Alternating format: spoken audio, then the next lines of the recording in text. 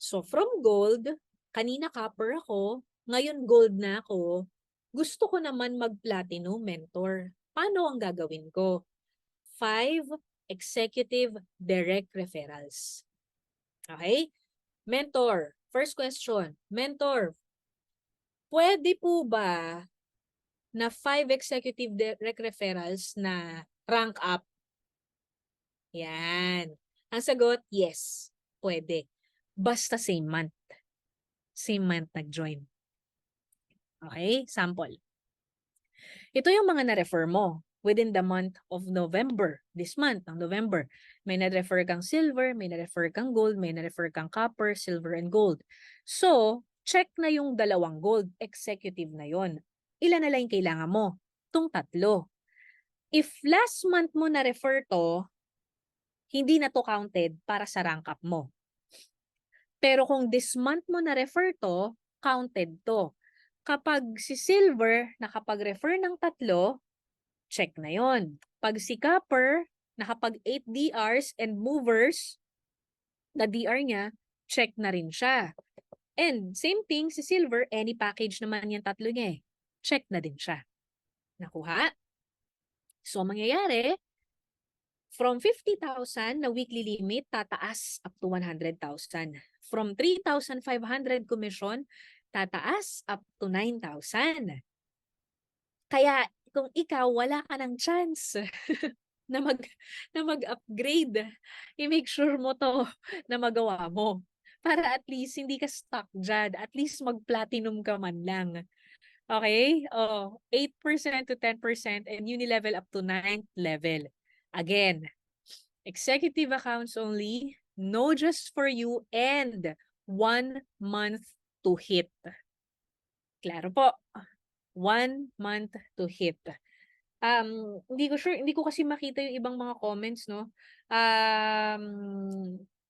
Kung may tanong pa dito, clear naman, ano? Clear naman. Tingnan ko nga. Okay. So, game. Next natin. Natututo po? Type nga po, I am learning. Kung natututo kayo, game. Ito na. Mens, bakit hanggang platinum lang? Papaano po kung gusto ko yung Jade? Sad to say, rank up to Jade is not allowed. Paid upgrade only. So, for example, from gold account, ikaw po ay nag-upgrade to Jade. First question, Mens. Ano yon? Kapag po, ako po ay originally copper. Tapos, nag-rank up po ako to gold. And then, I decided na, uy, mag-a-upgrade ako sa Jade. Magkano po ang ibabayad ko? Hindi counted yung pagka-rank up mo ng gold. Okay? Ang counted doon, yung original mo, which is copper. Okay? Yun po ang counted. So, ngayon, ito naman, for example, gold ka talaga, nag-rank up ka to, na-distract ako guys sa Pansit Canton. Wait lang. Merong nag-message sa akin na nandun sa GC, Pansit Canton. Anyway, so yung gold, original account mo, nag-upgrade ka to Jade. Sabi ko kanina, ang need 180,000 pesos. Okay? So ngayon, ang pag-uusapan natin dito, yung mover. Bakit?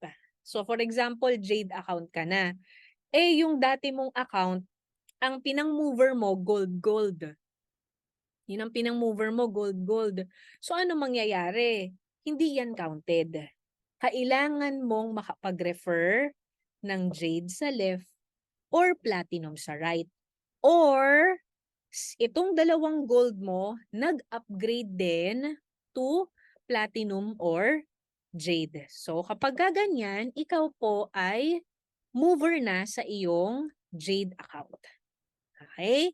So kapag mover ka na sa Jade account mo, ang benefits mo na dyan, yan, up to 150,000 ka na per week. Okay? Again ha, wala pong rank up to Jade, upgrade lang. Okay? So ngayon, ano na next natin? Sapphire.